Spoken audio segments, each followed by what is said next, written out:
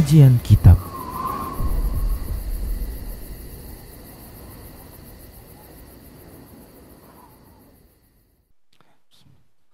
Assalamualaikum warahmatullahi wabarakatuh.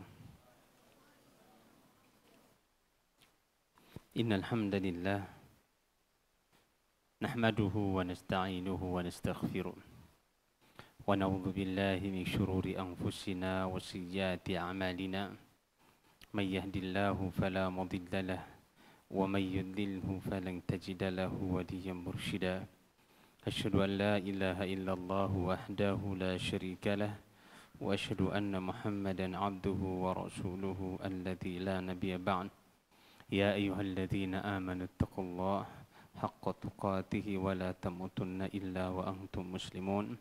Ya ayyuhan nasu taqu rabbakum alladzi khalaqakum min nafsin wahidah wa khalaqa minha zawjaha wa batha minhuma rijalan katsiran wa nisaa'a واتقوا الله الذي تساءلون به والأرحام إن الله كان عليكم رقيبا يا أيها الذين آمنوا اتقوا الله وقولوا قولا سديدا يصلح لكم أعمالكم ويغفر لكم ذنوبكم ومن يطع الله ورسوله فقد فاز فوزا عظيما أما بعد. Alhamdulillah, kita bersyukur kepada Allah Subhanahu wa taala.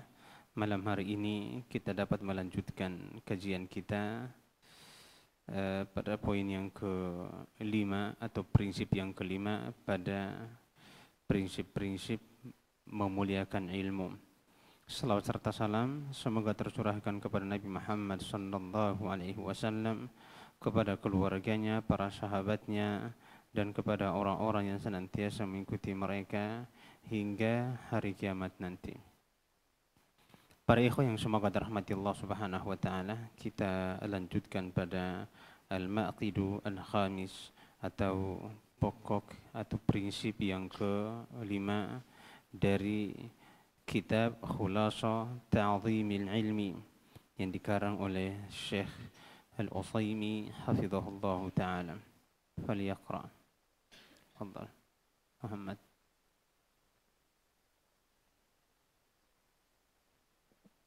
المعقد الخامس: سلوك الجدة الموصلة إليه. لكل مطلوب طريق يوصل إليه، فمن سلك جدة مطلوبه أوقفته عليه، ومن عدل عنها لم يظفر بمطلوبه. وإن للعلم طريقا من أخطأها ضل ولم ينال المقصود وربما أصاب فائدة قليلة مع تعب كثير. وقد ذكر هذا الطريق بلفظ جامع مانع محمد مرتضى ابن محمد الزبيدي صاحب تاج العروس في منظومة له تسمى ألفية السند، يقول فيها: فما حوى الغاية في ألف سنة شخص، فخذ من كل فن أحسنه، بحفظ متن جامع للراجح تأخذه على مفيد ناصع. فطريق العلم وجدته مبنية على أمرين: من أخذ بهما كان معظما للعلم لأنه يطلبه من حيث يمكن الوصول إليه. فأما الأمر الأول فحفظ متن جامع للراجح فلا بد من حفظ، ومن ظن أنه ينال العلم بلا حفظ فإنه يطلب محالا. والمحفوظ المعول عليه هو المتن الجامع للراجح، أي المعتمد عند أهل الفن. وأما الأمر الثاني فأخذه على مفيد ناصح، فتفزع إلى شيخ تتفهم عنه معانيه يتصف بهذين الوصفين، وأولهما الإفاد وهي الأهلية في العلم، فيكون ممن عرف بطلب العلم وتلقيه حتى أدركه، فصارت له ملك قوية فيه. والأصل في هذا ما أخرجه أبو داود في سننه بإسناد قوي عن ابن عباس رضي الله عنهما أن النبي صلى الله عليه وسلم قال: تسمعون ويسمع منكم ويسمع ممن يسمع منكم. والعبرة بعموم الخطاب لا بخصوص المخاطب، فلا يزال من معالم العلم في هذه الأمة أن يأخذه الخالف عن السالف. أما الوصف الثاني فهو النصيحة، وتجمع معنين اثنين، أحدهما صلاحية الشيخ للاقتداء به والاهتداء بهديه ودله وسمته، والآخر معرفته بطرائق التعليم بحيث يحسن تعليم المتعلم ويعرف ما يحصل له وما يضره وفق التربية العلمية التي ذكرها الشاطبي في الموافقات. Nah, kita masuk pada al-maqidu al-khamis, pokok yang ke-5 yang disebutkan oleh Syekh Shalih Al-Utsaimin rahimahullahu taala. Beliau mengatakan sulukul jadatil musilati ilaihi, yaitu mengikuti metode yang benar dalam belajar. Dalam belajar, seorang penuntut ilmu harus tahu dan pahami bagaimana metode dia belajar dan bagaimana metode dia mendapatkan ilmu, sehingga ilmu betul-betul menancap dalam jiwanya. Karena orang yang menuntut ilmu tanpa metode atau tanpa cara yang benar, maka hanya ada dua kemungkinan disebutkan oleh saya, akan kita sebutkan sebentar lagi. Oleh karena semua ilmu yang kita pelajari harus ada metode, harus ada yang namanya metode bagaimana cara kita belajar. Kalau seandainya seorang pemain bola, tatkala dia mau menguasai keahlian main bola, dia harus belajar bagaimana cara dia main bola, dia harus berlatih. Atau seorang yang akan berenang atau akan memilih latihan-latihan atau keterampilan-keterampilan lainnya, maka dia tentunya akan mempelajari keterampilan tersebut, bela diri dan lain sebagainya. Demikian pula ilmu. Maka ilmu jika tidak dicari dengan metode yang benar, maka orang yang belajar akan mendapatkan ilmu yang sedikit, atau bahkan dia tidak mendapatkan ilmu apa-apa, Dan mengikuti metode yang benar dalam belajar merupakan salah satu bentuk memuliakan ilmu. Fata'zimul ilmi, maka memuliakan ilmu salah satu caranya adalah seorang penuntut ilmu menguasai metode dalam belajar. Metode apa yang harus dia lakukan akan disebutkan oleh beliau mengatakan likulli matlubin tariqun yusilu ilaihi faman salaka jadata matlubihi awqafathu alaihi wa man adala anha lam yadhfar bimatlubihi wa inna lil ilmi tariqan man akhta'a dhalla wa lam yanalil maqsuda wa rubbama asaba faidatan qalilatan ma'a ta'abin kathirin. Beliau mengatakan likulli matlubin tariqun yusilu ilayya. Segala sesuatu, semua tujuan yang kita cari itu pasti ada jalan dan caranya. Jalan dan cara yang kita tempuh. Kita berikan contoh, seseorang yang akan berangkat dari Medan menuju Siantar. Dari Medan menuju ke Siantar. Maka yang harus pertama kali dia kerjakan, dia tahu rambu-rambu ke Siantar. Jalan ke Siantar dari mana, lewat mana, dari mana ke mana. Dan dia tidak boleh lewat sini dan situ. Atau mungkin dia harus mempelajari, dia lihat navigasinya seperti apa, kemudian dia melakukan perjalanan. Dia terlebih dahulu mengetahui jalan menuju kota Siantar. Karena kalau dia tidak tahu jalan menuju kota Siantar, maka akan dua kemungkinan, bisa dia tersesat atau dia sampai, tapi sampainya dengan waktu yang lama. Demikian pula para penuntut ilmu yang belajar tanpa metode, maka bisa saja dia mendapatkan ilmu tapi dengan waktu yang cukup panjang dan lama. Makanya beliau mengatakan ma'atabin katsir, kelelahan, keletihan. Sangat capek dia belajar, baru dia mendapatkan ilmu tapi itu sedikit. Kenapa? Karena dia belajar tanpa metode. Oleh karenanya, ikhwah dan akhwat yang semoga dirahmati Allah Subhanahu wa taala, para ulama kita dahulu, mereka belajar itu menggunakan metode. Karena ini merupakan salah satu sebab terbesar seorang memuliakan dan mengagungkan ilmu. Dengan metode, seseorang akan mendapatkan ilmu yang bermanfaat dan mendapatkan ilmu yang banyak. Faman salaka jadata matlubihi awqafathu alaihi. Maka barang siapa yang menempuh jalan atau metode yang pas, yang sesuai, maka dia akan mendapatkannya. Dia akan mendapatkan mendapatkannya. Wa man 'adala anha lam yadfar bimatlubihi. Barang siapa yang tidak memperhatikan metode ini, maka dia akan sia-sia mendapatkan, dia akan sia-sia, dia tidak akan memperoleh ilmu. Dia tidak akan memperoleh ilmu. Wa inna lil ilmi tariqan man akhta'a dhalla wa lam yanalil maqsuda. Dan sesungguhnya ilmu itu punya cara dan punya jalan serta punya metode. Barang siapa yang keliru dalam menempuh metode tersebut, maka dia tidak akan mencapai tujuannya. Dia tidak akan mampu untuk mendapatkan apa yang dia cari. Maka dalam belajar kita juga harus menggunakan metode dalam belajar. Sebagaimana seorang yang akan menghafal Al-Quran atau menghafal hadis, setidaknya dia punya metode. Salah satu cara mudah menghafal Al-Quran atau menghafal hadis atau menghafal doa-doa kecil, doa-doa. Metode yang pertama kali yang harus dilakukan oleh seorang penuntut ilmu adalah sebelum dia menghafal. Misalnya doa apa yang mau kita hafal? Doa apa kira-kira? Ikhwah, doa masuk masjid misalnya, atau doa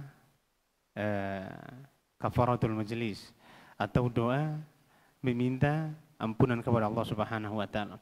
Salah satu cara, salah satu metode agar mudah menghafal doa tersebut bukan dimulai dari menghafal sebenarnya. Bukan dimulai dari menghafal. Dimulai dari apa? Dimulai dari mengetahui terjemahannya dulu, baru kita menghafal doa tersebut. Kebanyakan kita ketika berat menghafal sebuah doa atau sebuah zikir itu terasanya kok susah banget. Susah kali. Apa sebabnya? Karena kita tidak tahu maknanya terlebih dahulu. Tapi jika seorang ingin menghafal sebuah zikir atau sebuah hadis atau sebuah doa, dia mulai dengan mengetahui maknanya terlebih dahulu, maka dia akan mudah menghafal doa tersebut. Ini disebut dengan metode. Ini disebut dengan apa? Metode. Kalau ini yang dilakukan oleh para penuntut ilmu atau orang-orang yang ingin belajar dan sudah dalam belajar, kemudian dia melakukan metode ini dalam menghafal, maka akan mudah bagi dia mendapatkan ilmu. Mudah bagi dia untuk menghafal sebuah kalimat. Menghafal sebuah kalimat. Contohnya seperti doa misalnya, berlindung dari kesyirikan misalnya. Allahumma inni a'udzubika an usyrika bika wa ana a'lam wa astaghfiruka lima la a'lam. Orang yang tidak terbiasa membaca doa atau tidak terbiasa dengan bahasa Arab, maka dia menganggap ini agak susah untuk dihafal. Tapi kalau dia hafal artinya terlebih dahulu, atau dia apa? Dia baca artinya terlebih terjemahannya, sehingga dia menghayati terjemahannya apa. Demikian pula doa, maka akan mudah bagi dia untuk menghafal doa tersebut. Akan mudah bagi dia menghafal doa tersebut. Sama juga dengan yang lainnya, dengan Al-Quran, dengan hadis dan juga yang lain. Ini adalah metode. Ini salah satu metode dalam mendapatkan ilmu agar seorang mudah mendapatkan ilmu dengan waktu yang singkat. Dengan waktu yang apa? Dengan waktu yang singkat. Makanya beliau mengatakan man akhta'a dhallah wa lam yanal maqsuda. Barang siapa yang keliru dalam metode ini, maka dia tidak mendapatkan apa yang dia tuju, apa yang dia cari. Warubbama asaba faidatan qalilatan ma ta'abin kathirin. Atau kemungkinan yang kedua. Kemungkinan yang pertama adalah dia tidak mendapatkan ilmu karena dia menggunakan metode yang keliru. Kemungkinan yang kedua, dia mendapatkan ilmu tapi dengan rasa lelah dan rasa capek yang luar biasa, keletihan. Dia letih. Kalau sudah letih, ujung-ujungnya apa, ikhwan? Kalau sudah letih, ujung-ujungnya apa? Siapa yang bisa jawab, mana kasih hadiah? Angkat tangan. Angkat tangan dulu, baru munculkan suaranya. Kalau sudah capek, letih, ujung-ujungnya apa? Pening. Satu lagi, Masya Allah, betul. Ya, ada yang lain yang lebih tepat. Futur. Ya, ini yang paling betul. Ini yang paling futur. Kalau sudah futur akan meninggalkan ilmu. Kenapa para santri berat menghafal Al-Quran? Yang akhirnya ujung-ujungnya melamun. Karena dia menganggap hafal Quran itu berat. Bagaimana tidak berat? Metode menghafalnya tidak pantas, tidak pas. Metode dia cara menghafal itu tidak pas. Kalau misalnya cara metode dia menghafal itu bagus dan sesuai dengan kemampuan dia, maka dia akan semangat menghafal Al-Quran. Bagaimana seorang tidak semangat dan menghafal Al-Quran, ya ikhwah? Tatkala dia membaca ayat Allah Subhanahu wa taala, firman Allah Subhanahu wa taala, alhamdulillahi rabbil alamin. Segala puji bagi Allah, Rabb semesta alam. Ini dia tahu ternyata alam ini punya siapa? Punya Allah Subhanahu wa ta'ala, Ar-Rahmanir Rahim, yang Maha Pengasih lagi Maha Penyayang. Tatkala dia mengetahui terjemahannya, dia mengetahui artinya, maka ini akan lebih memudahkan dia untuk menghafal. Untuk apa? Untuk mendapatkan apa yang tujuan. Maka ikhwan, dalam belajar kita butuh yang namanya metode, karena ini merupakan salah satu pokok dalam memuliakan ilmu. Semakin seorang memuliakan ilmu, maka semakin bertambah pengetahuannya dan semakin Allah Subhanahu wa taala mudahkan dia dalam belajar. Kemudian beliau mengatakan, wa qad dzakara hadha at-tariq bi lafdin jami'in mani'in Muhammad bin Murtada ibnu Muhammad al-Zubaydi rahimahullahu ta'ala sahibu tajil arushi fi manzumatin lahu tusamma alfiyatu sanadin yaqulu fiha fama hawal ghayata fi alfi sanah shakhsun fahud min kulli fannin ahsanah bilafdin matnin jami'in lirrajihi ta'khudhuhu ala mufidin nasihin. Kata beliau, fama hawal ghayata fi alfi sana. Terkadang tujuan itu tidak didapatkan walaupun dalam waktu berapa puluh tahun? Dalam waktu 1000 tahun. Orang belajar yang lama, puluhan tahun. Ternyata yang dimaksud dengan waktunya lama itu adalah bagaimana benarnya metode. Maka bakat tulis syahsun fakhud min kulli fanin ahsana. Maka ambillah engkamu setiap bidang ilmu yang paling bagus, yang paling tepat, yang paling mudah yang kamu pelajari. Makanya dalam metode belajar di pesantren-pesantren biasanya seperti di pondok pesantren kami di Jamilur Rahman, Yogyakarta. Itu belajar pertama kali ikhwan, mereka menggunakan metode seperti misalnya akidah. Belajar masalah akidah. Belajar masalah akidah sebelum diajarkan kitab tauhid, maka sebelumnya akan diajarkan pertama kali itu adalah dasarnya. Pertama adalah apa? Usulus salasah. Setelah usulus salasah ini diselesaikan dan dihafal matannya, baru masuk ke yang kedua, yaitu apa? Qawaidul Arba'ah. Setelah Qawaidul Arba'ah ini diselesaikan, baru masuk kepada yang ketiga, yaitu apa? Usulus Sittah. Setelah Usulus Sittah selesai, baru masuk kepada Nawaqidul Islam. Setelah Nawaqidul Islam selesai, kalau tidak langsung ke Kitab Tauhid, diselesaikan dulu Al-Wajibat. Al-Wajibat dulu diselesaikan, baru setelah itu masuk kepada Kitab Tauhid. Demikian pula dalam asma wa sifat, dalam mempelajari asma wa sifat. Pertama kali dasar ilmu ini pelajari adalah Lum'atul i'tiqad, karena ini merupakan pembahasan dasar bagi para penuntut ilmu yang ingin belajar asma wa sifat itu, dimulai dari Lum'atul i'tiqad karangan Imam Ibnu Qudamah Al-Hambali rahimahullahu ta'ala. Setelah selesai Lum'atul i'tiqad, baru dia berpindah kepada Aqidah Al-Wasithiyah. Karangan siapa? Karangan Syekhul Islam Ibnu Taimiyah. Ibnu Taimiyah. Setelah selesai Aqidah Wasithiyah, baru dia sedikit lompat ke yang selanjutnya, yaitu Aqidah Tahawiyah. Karangan Al-Imam At-Tahawi. Dan syarah Tahawiyah yang paling bagus adalah yang disyarah oleh Al-Imam Al-Aiz Ibnu Abi Salam Al-Hanafi rahimahullahu ta'ala. Dalam kitab ini beliau memberikan syarah yang sangat bagus atau penjelasan yang sangat baik terkait dengan kitab apa? Kitab Aqidah Tahawiyah yang dikarang oleh Al-Imam At-Tahawi Al-Hanafi rahimahullahu ta'ala. Maka ini adalah metode dalam belajar. Dalam belajar akidah ikhwan, kalau dia tidak mendasar namun langsung dari atas, maka orang yang belajar akan mudah goyang akidahnya. Makanya rapuhnya akidah kebanyakan para penuntut ilmu? Karena dia tidak memulai dari dasarnya. Dasarnya belum ada. Sama dengan kita mau bangun bangunan. Yang menguatkan sebuah bangunan itu tiang-tiangnya. Kalau tiangnya lemah, maka yang atas pun akan lemah. Yang atas juga akan menjadi lemah. Tapi kalau tiangnya kokoh, maka bangunan seluruh apa yang ada di atas akan jadi kokoh. Maka dari dasarnya harus dipelajari terlebih dahulu. Inilah namanya metode. Yang mana banyak dilalaikan oleh para penuntut ilmu. Sehingga cara dia belajar ini keliru. Cara dia belajar yang keliru, akhirnya apa? Begitu lama waktu dia belajar, ketika kena syubhat sedikit, buyar. Lama dia belajar. Bahkan ada di antara mereka yang sudah 12 tahun belajar. Sudah 13 tahun belajar. Begitu terkena syubhat, hilang dari permukaan. Kenapa? Karena metode dan dasarnya tidak kuat. Tidak ada metode dalam menimba ilmu yang disebut dengan apa? At-tadarruj, berkesinambungan. Dia harus berkesinambungan kita belajar. Inilah disebut dengan metode. Maka ikhwan, perhatikanlah metode dalam belajar. Makanya salah satu guru kami, Ustadz Ali Musri hafizahullah ta'ala pernah bercerita, beliau mengatakan, ana belajar usulul salasa. Ana belajar usulul salasa.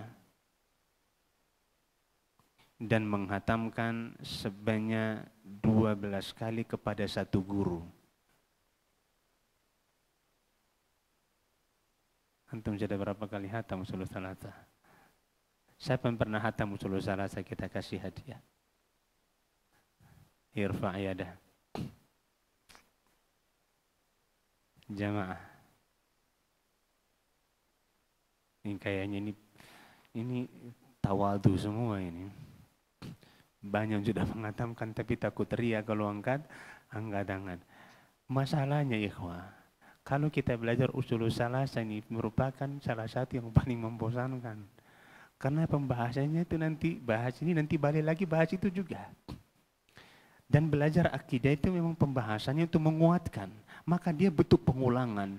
Dan ini salah satu metode Nabi kita Muhammad SAW. Makanya Rasulullah SAW mengatakan dalam satu bentuk pengulangan yang dilakukan Nabi kita Muhammad SAW. Apa kata beliau? Ayyu yaumikum hadha. Para sahabat diam. Ayyu yaumikum hadha. Maka para sahabat mengatakan Allahu wa rasuluhu a'lam. Ayyu baladin hadha. Ini pertanyaan Rasulullah SAW. Ada bentuk pengulangan dari Nabi. Maka sesuatu yang sering diulangi itu akan mudah menancap dalam jiwa dan hati seseorang. Maka para ikhwan yang semoga dirahmati Allah Subhanahu wa taala, inilah yang menyebabkan kokohnya akidah orang-orang terdahulu. Mereka belajar dari dasar. Sementara kita, banyak di antara kita yang sudah belajarnya lama tapi terkena sedikit syubhat, hilang, goyang. Padahal ilmu dan majelis yang sudah dia ikuti sangatlah banyak. Ilmu dan majelis yang dia ikuti sangatlah banyak. Kemudian beliau mengatakan, fatariqul ilmi wajadatuhu mabniyatun ala amrayn. Maka metode belajar itu ada dua. Ada dua. Man akhadha bihi ma kana mu'azziman lil ilmi. Barang siapa yang mengambilnya, melakukannya atau menempuhnya, maka dia termasuk orang yang mengagungkan ilmu. Yang mengagungkan apa? Ilmu. Fal amrul awwalu, yang pertama adalah fahifdhu matnin jami'in lirrajihin. Nah, hafal matan yang komplit. Hafal matan yang komplit. Usulul salasa itu salah satu matan yang sangat komplit. Ringkas namun padat maknanya. Maka para penuntut ilmu yang ingin belajar akidah, dia harus memulai dari usulul salasa. Dia harus menghafal. Lalu bagaimana cara dia menghafal? Hifdun itu merupakan salah satu wasilah dalam belajar. Kenapa ya kawan? Karena wasilah belajar atau sarana belajar atau sarana mendapatkan ilmu itu ada 3. Apabila 3 ini tidak dilakukan oleh para penuntut ilmu, maka dia akan tidak mendapatkan ilmu atau ilmu yang didapatkan sangat sedikit. Yang pertama ikhwan, ini sudah kita singgung di pertemuan yang sebelumnya, pertemuan lalu. Wasilah atau sarana belajar itu ada 3.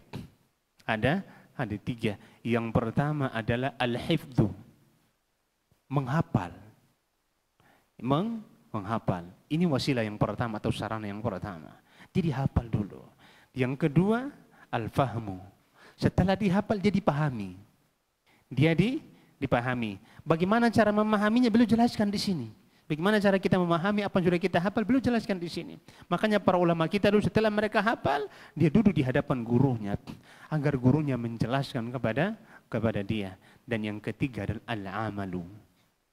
Yang ketiga adalah diamalkan. Ini adalah sarana mudah seorang untuk belajar.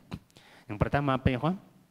Al-hifdzu, menghafal. Yang kedua, al-fahmu, difahami. Dan yang ketiga, al-amalu, diamalkan. Maka beliau mengatakan, fahifdzu matnin jami'in lirrajihi, fala budda min hifdzin. Nah, maka harus ada yang dihafal. Harus kita mulai dengan hafalan. Makanya para santri, kenapa diwajibkan kepada mereka untuk menghafal Al-Quran? Ini sudah kita jelaskan sebelumnya. Karena Al-Quran merupakan pokoknya ilmu. Porosnya ilmu. Semua ilmu yang kita pelajari porosnya kepada Al-Quran dan As-Sunnah. Maka porosnya harus dihafal terlebih dahulu. Apabila porosnya sudah dihafal, maka cabang-cabangnya akan menjadi mudah untuk dipelajari. Tapi kalau porosnya belum dihafal, maka cabang-cabang kan susah untuk dipelajari. Demikian pula kita menghafal matan jami'. Dalam masalah hadis, biasanya kalau pemula itu disuruh hafal apa? Kalau di dalam ilmu hadis itu biasanya disuruh hafal pertama kali itu Arba'in An-Nawawi. Hadis Arba'in dulu disuruh hafal. Hadis Arba'in Nawawi yang awalnya 40 kemudian dilengkapi menjadi 50 hadis. Ya, yang pertama adalah Arba'in An-Nawawi. Setelah selesai Arba'in An-Nawawi, baru dia lompat ke hadis apa? Umdatul Ahkam. Umdatul Ahkam sekitar 400 hadis lebih. Setelah Umdatul Ahkam dia hafal, baru dia lompat kepada Bulughul Maram. Bulughul Maram sekitar 2000-an hadis. Sekitar 2000-an hadis. Nah, ini urutan yang dianjurkan untuk dihafal oleh para penuntut ilmu. Dalam apa? Dalam belajar. Nah, kita yang sibuk, Ustaz, bagaimana dengan kami yang sibuk? Enggak mungkin lagi kami hafal. Maka ingat, metode yang harus diperhatikan oleh orang-orang yang sibuk dan sudah berkeluarga sehingga tidak lagi memiliki banyak waktu untuk belajar, perhatikan metode dalam belajar. Pertama, duduk ilmunya di masalah apa. Ketika kita belajar akidah, maka belajarlah akidah itu dari dasarnya. Dari dasarnya. Karena dari dasar inilah seseorang akan menjadi kokoh. Kebanyakan tauhid kita tidak duduk karena memang dasar kita itu enggak kuat. Dasar kita tidak kuat. Kalau tauhid kita sudah duduk betul, pokoknya sudah kuat, maka tauhid kita pun akan kuat.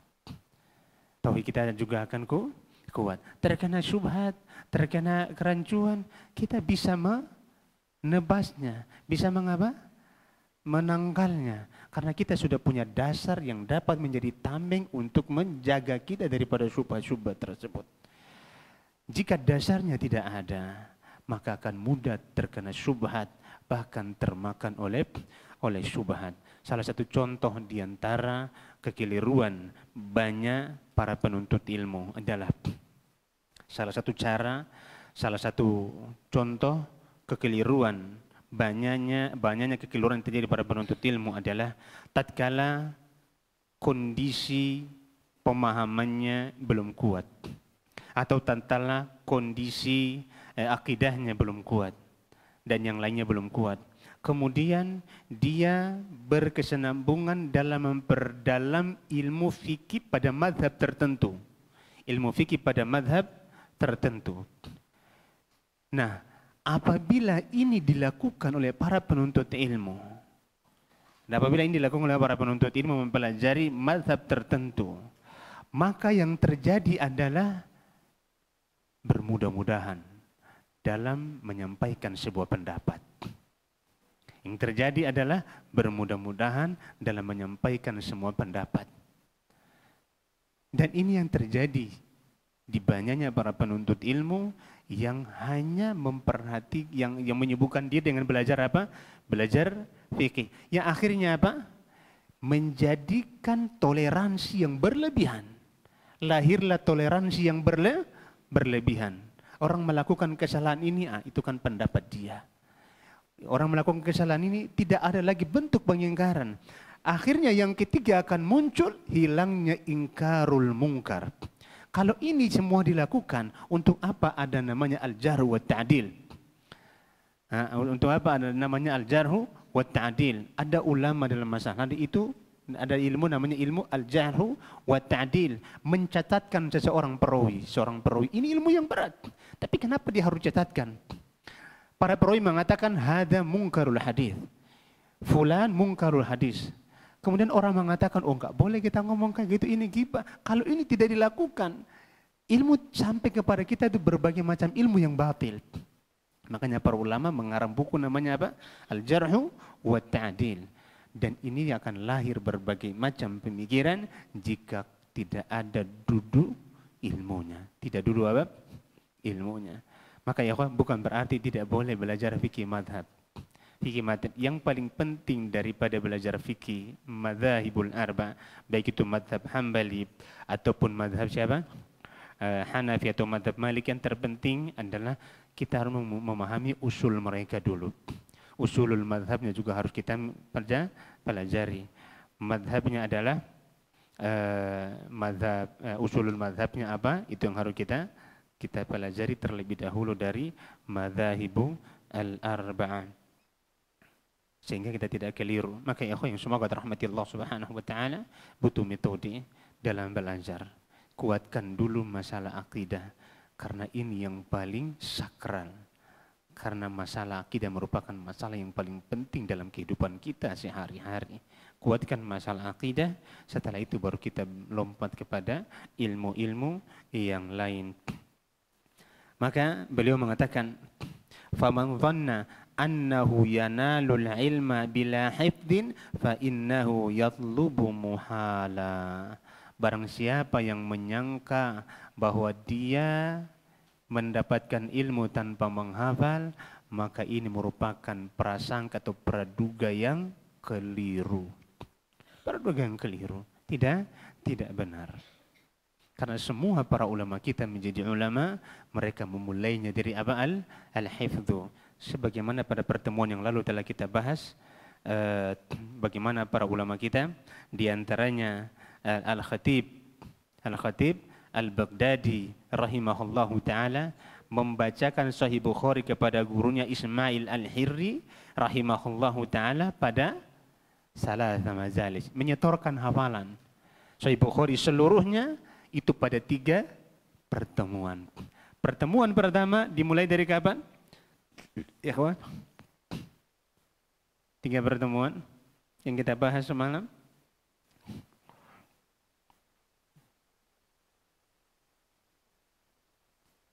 Pertemuan kedua pertama dari mana? 2 pertama dari setelah selesai sholat maghrib sampai subuh. Sampai kapan? Sampai subuh. Pertemuan ketiga dari waktu duha sampai waktu maghrib, dari waktu maghrib istirahat, setelah maghrib sampai subuh. Setor Pak, setoran hafalan Sahih Bukhari pada 3 kali pertemuan. Makanya wajar jika mereka menjadi ulama yang luar biasa. Ulama-ulama yang Allah angkat derajat mereka, ulama-ulama yang Allah besarkan kedudukan mereka di mata umat, karena mereka begitu betul-betul memuliakan ilmu. Berbeda dengan kita.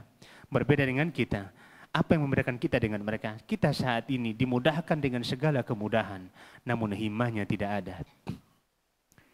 Keinginan tidak ada. Dimudahkan dengan segala kemudahan, namun himmah kita tidak ada. Kita mau butuh hadis apa? Sudah ada di hadapan mata kita. Tinggal tanya Mbah Google. Udah muncul hadisnya. Tapi kemauan kita nggak ada. Keinginan kita untuk nggak ada. Untuk menghafal itu tidak ada. Sementara ulama-ulama dahulu ketika mereka mau mencari satu hadis saja dari Madinah, dia harus berjalan ke Yaman. Satu hadis dia dapat, dia pulang. Cuma satu hadis.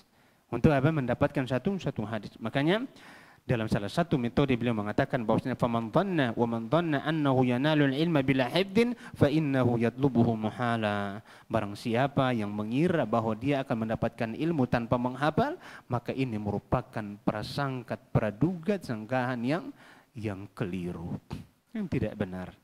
Harus ada hafalan yang mendasar harus dia lakukan, dia harus menghafal. Kemudian beliau mengatakan wa amru tsani فأخذه على مفيض ناصح فتفجأ إلى شيء تتفهم عنه معانيه يتصف بهذين الوصفين وأولهما الإفادة وهي الأهلية في العلم فيكون ممن عرف بطلب العلم وتلقيه حتى أدرك فصارت له ملكة قوية فيه.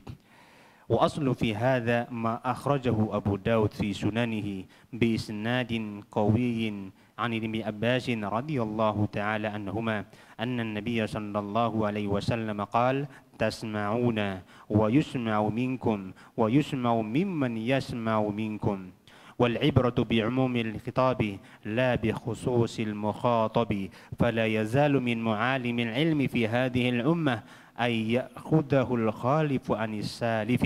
أما الوصف الثاني فهو النصيحة وتجمع معنيين اثنين أحدهما صلاحية الشيخ للاقتداء به والاهتداء بهده ودله وسمته والآخر معرفته بطريق التعليم بحيث يحسن تعليم المتعلم ويعرف ما يصلح له وما يضره وفق التربية العلمية التي ذكرها الشاطبي في الموافقات. Adapun yang kedua, beliau mengatakan belum masuk waktu Isya ya, berapa menit lagi ya? Kabaki kam dakika. Tinggal berapa menit lagi? Sahih. Udah masuk? La haula wala quwata illa billah. Ya. Ya insyaallah kita lanjutkan pertemuan akan datang ya, ikhwan. Tapi sebelumnya ana mau tanya dulu. Siapa dari pertemuan pertama sampai pertemuan hari ini tidak pernah ghaib? Selalu hadir. Santri enggak masuk. Santri semuanya selalu hadir ya, alhamdulillah. Selain santri, siapa yang belum pernah tidak hadir pada semua majelis? Fadhal. Fadhal. Masya Allah. Selain beliau siapa? Fadhal. Man ba'dahu. Siapa yang hadirnya bolong-bolong angkat tangan? Masya Allah. Fadhal Pak. Masya Allah. Barakallahu fika. Bukan menyindir Pak ya. Ini siapa yang baru pertama kali datang? Masya Allah. Barakallahu fika. Fadhal.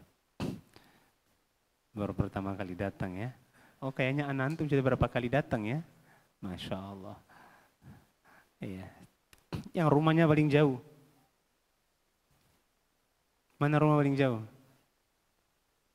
Mana? Namorambe. Masya Allah. Ada yang lebih jauh dari Namorambe? Ada yang lebih jauh dari Namorambe? Ada dari Tebing satu. Fadal. Namorambe satu, Tebing satu. Fadal. Masya Allah. Semangat ya. Barakallahu fiik. Ada juga dari Tembung kayaknya. Mana Tembung? Akhi Amirul. Bentar. Barakallahu fiik. Ya. Insyaallah kita lanjutkan pertemuan akan datang ya. Insyaallah taala barakallahu fiikum. Maka ikhwah yang disebutkan oleh Syekh di sini pada poin yang kelima, ini merupakan salah satu metode seorang memuliakan dan mengagungkan ilmu. Wallahu taala alam bisawab. Kita tutup dah kafaratul majelis. Subhanakallahumma wa bihamdika asyhadu an la ilaha illa anta astaghfiruka wa atubu ilaik. Wassalamualaikum warahmatullahi wabarakatuh.